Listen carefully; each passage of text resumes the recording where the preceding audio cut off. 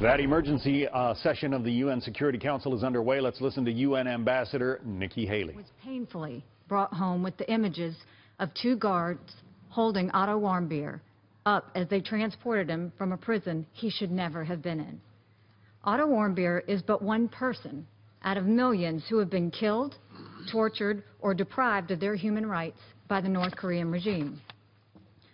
To Americans, the death of one innocent person can be as powerful as the death of millions.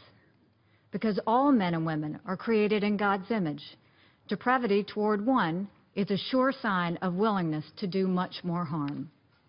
The nature of the North Korean regime is clear. Only the scale of the damage it does could become different. That's why yesterday's escalation is so alarming. If North Korea will treat an innocent young student the way it treated Otto Warmbier, we should not be surprised if it acts barbarically on a larger scale. The United States does not seek conflict. In fact, we seek to avoid it. We seek only the peaceful denuclearization of the Korean Peninsula and an end to the threatening actions by North Korea. Regrettably, we're witnessing just the opposite. Make no mistake, North Korea's launch of an ICBM is a clear and sharp military escalation. The North Korean regime openly states that its missiles are intended to deliver nuclear weapons to strike cities in the United States, South Korea, and Japan. And now it has greater capacity to do so. In truth, it is not only the United States and our allies that are threatened. North Korea's destabilizing escalation is a threat to all nations in the region and beyond. Their actions are quickly closing off the possibility of a diplomatic solution. The United States is prepared to use the full range of our capabilities to defend ourselves and our allies. One of our capabilities lies with our considerable military forces. We will use them if we must, but we prefer not to have to go in that direction. We have other methods of addressing those who threaten us and of addressing those who supply the threats.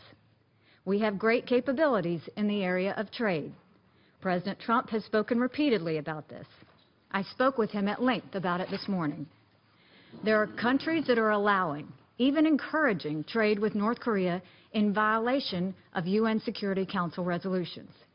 Such countries would also like to continue their trade arrangements with the United States. That's not going to happen.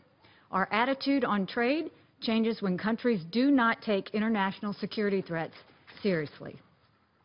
Before the path to a peaceful solution is entirely closed, however, there remains more that the international community can and must do, diplomatically and economically. In the coming days, we will bring before the Security Council a resolution that raises the international response in a way that is proportionate to North Korea's new escalation. I will not detail the resolution here today, but the options are all known to us. If we are unified, the international community can cut off the major sources of hard currency to the North Korean regime. We can restrict the flow of oil to their military and their weapons program. We can increase air and maritime restrictions.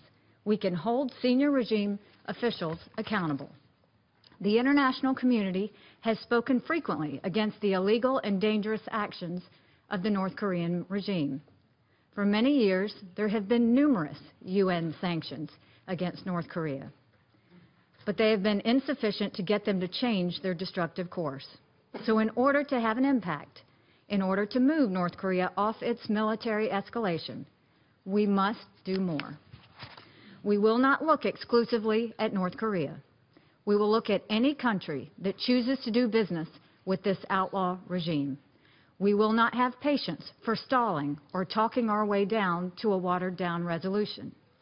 Yesterday's ICBM escalation requires an escalated diplomatic and economic response. Time is short. Action is required. The world is on notice. If we act together, we can still prevent a catastrophe, and we can rid the world of a grave threat. If we fail to act in a serious way, there will be a different response. Much of the burden of enforcing UN sanctions rests with China. 90% of trade with North Korea is from China. We will work with China. We will work with any and every country that believes in peace. But we will not repeat the inadequate approaches of the past that have brought us to this dark day. We cannot forget the multiple missile tests this year or yesterday's escalation. We cannot forget Otto Warmbier and others North Korea continues to hold. We cannot forget the threats to our friends and allies around the world. We will not forget, and we will not delay. Thank you.